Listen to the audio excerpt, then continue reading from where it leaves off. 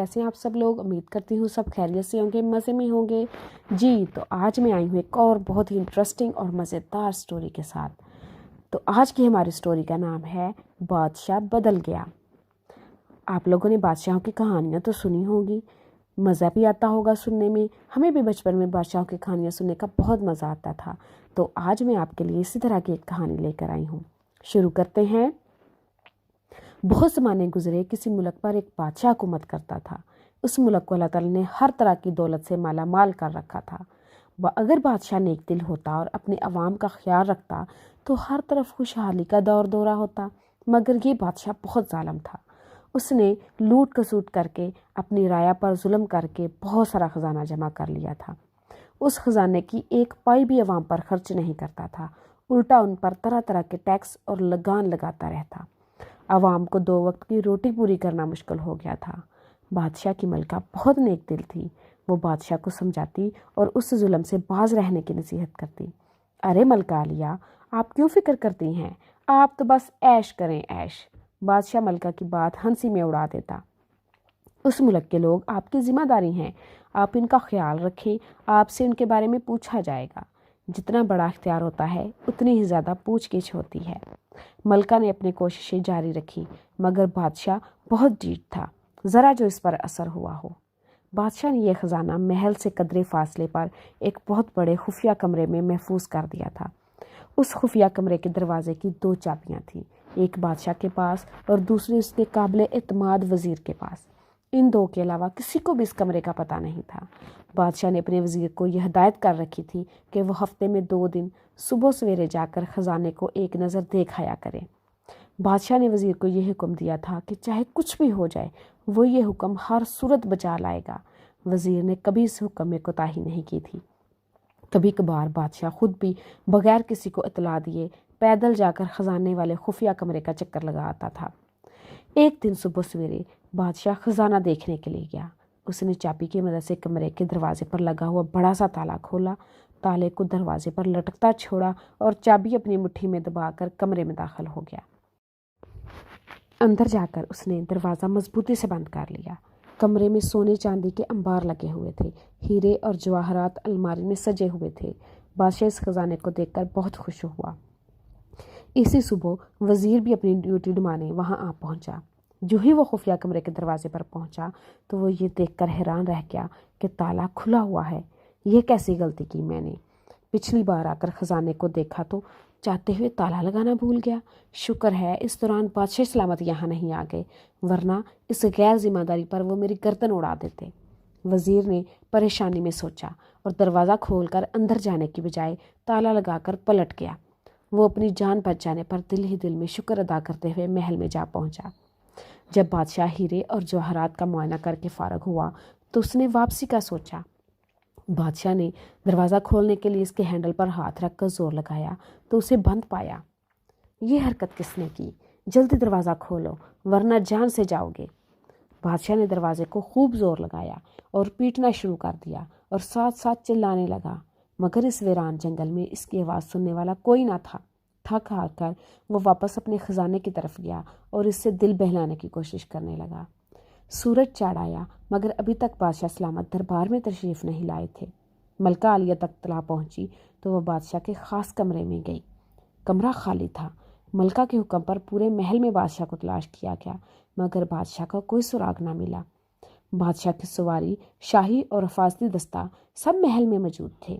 کسی کو کچھ معلوم نہ تھا کہ بادشاہ سلامت کہاں چلے گئے تھے۔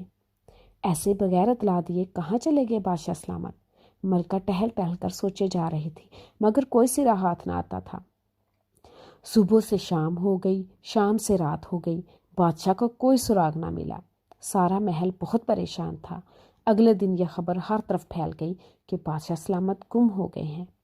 ادھر بھوک اور پیاس کے ہاتھوں مجبور ہو کر بادشاہ پھر دروازے کی طرف گیا۔ اس نے چیخنا چلانا شروع کر دیا اور پھر تھک ہار کر واپس جگہ پر آ گیا۔ اے قیمتی پتھر، مجھے ایک وقت کا کھانا دے دو۔ بھوک اور پیاس کی شدت اتنی بڑھ گئی تھی کہ آخر وہ ہیروں سے بھیک مانگنے لگا۔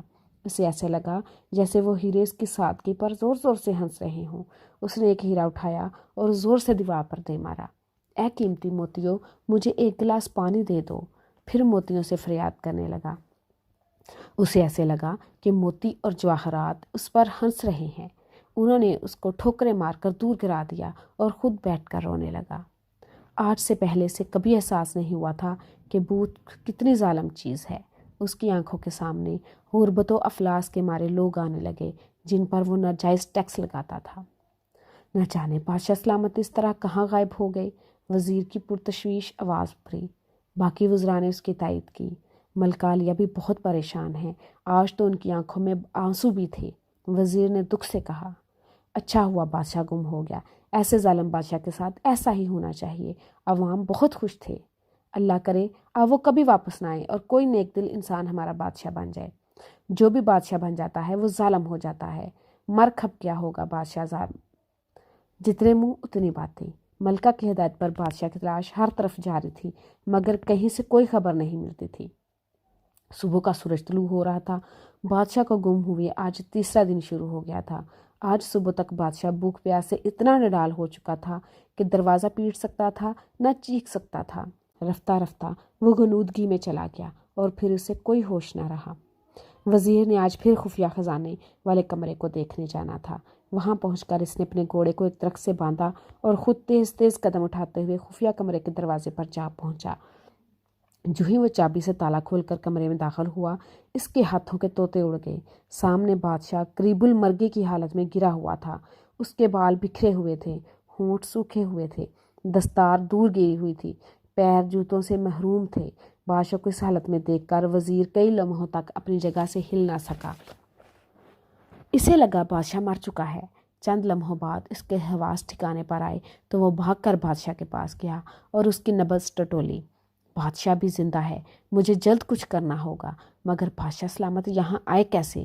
وزیر نے بڑبڑاتے ہوئے سوچا اور اس پر جو انکشاف ہوا اس نے اسے سر سے پیر تک ہلا دیا۔ بادشاہ اس دن سے غائب تھا جس دن سے وزیر نے خزانے والے کمرے کو بغیر دیکھے باہر سے تالا لگا دیا تھا۔ او میرے خدایا! وزیر باہر بھاگا، گھوڑے پر سوار ہو کر اسے ایڑ لگائی اور سیدھا ملکہ کی خدمت میں جا پہنچا۔ اس نے ملکہ کو پوری بتائی مگر یہ بات چھپا لی کہ تالا اس نے لگایا تھا۔ اگر وہ یہ بات نہ چھپاتا تو خود مارا جاتا، سو خاموشی اختیار کر لی۔ ملکہ نے لمحے کی دیر کیے بغیر 2 طبیبوں، چند سپاہیوں اور وزیروں کو ساتھ لیا اور خفیہ کمرے میں جا پہنچی۔ وہاں خزانوں کے انبار دیکھ کر ایک لمحے کو تو ملکہ بھی حیران رہ گئی۔ ابھی بادشاہ کو بچانا زیادہ ضروری ہے، اس خزانے کا بعد میں کچھ کرتے ہیں، ملکہ نے سوچا۔ شاہی طبیبوں نے بادشاہ کو ہوش میں لا کر اسے انار کا تھوڑا سا جوس پلایا۔ بادشاہ کی جان بچ گئی تھی۔ بادشاہ کو محل میں لایا گیا۔ کئی دن تک کی دیکھ بھال کے بعد بادشاہ صحت مند ہوا۔ بادشاہ کے خفیہ خزانے کی خبر ہر طرف پھیل گئی تھی۔ ملکہ عالیہ، آپ ٹھیک کہتی تھی کہ یہ عوام میری ذمہ داری ہے۔ میں نے اپنے فرائض سے کوتاہی کی تو مجھے میرے خزانے کے ساتھ قید کر کے یہ سبق سکھایا گیا کہ یہ مال و دولت، ہیرے جواہرات کے ڈھیر کسی کی زندگی نہیں بچا سکتے، نہ ہی کسی کی کوئی مدد کر سکتے ہیں اور نہ ہی کوئی مرنے کے بعد انہیں ساتھ لے جا سکتا ہے۔ بادشاہ سانس لینے کو رکا۔ ملکہ مسکرائی۔ جو بات وہ سالوں سے بادشاہ کو سمجھا رہی تھی وہ بادشاہ کو اب سمجھ آ گئی تھی۔ میں وہاں اس کمرے میں مر بھی سکتا تھا مگر مجھے زندگی عطا کر کے اپنی اصلاح کرنے کا موقع دیا گیا ہے۔ اس لیے اب میں نے سوچا ہے کہ اپنے اس خزانے کو اپنے عوام اور رعایا کی خوشحالی اور فلاح و بہبود کے لیے خرچ کروں گا، کیونکہ اب میں یہ حقیقت جان چکا ہوں کہ مال و دولت اسی وقت کام کے ہیں جب آپ اسے کسی کو آسانی اور خوشحالی دینے کے لیے خرچ کریں۔